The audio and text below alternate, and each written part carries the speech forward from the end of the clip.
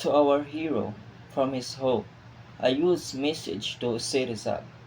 Magandang araw po, Dr. Jose Rizal.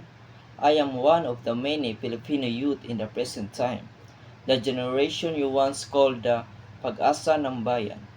You dreamed of a future where the youth would be educated, courageous, and by love for our country. Today, I want to tell you, we are trying, we study hard, we speak out, and we serve in ways both big and small, whether online, in school, or in our communities. But we also face many challenges: misinformation, poverty, environmental issues, and a society still healing from corruption and injustice. Sometimes it's overwhelming. Sometimes it feels like we are failing you.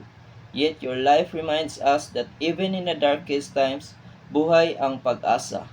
You showed us that the real change begins with education, courage, and love for the Filipino people.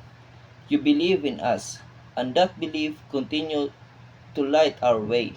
Dr. Jose Rizal, thank you for your sacrifice. We carry your words in our hearts, especially now. We may not be perfect, but we are trying to be the hope you dreamed of. And we promise, we will not give up on our country. Maraming salamat po at mabuhay ang Pilipinas.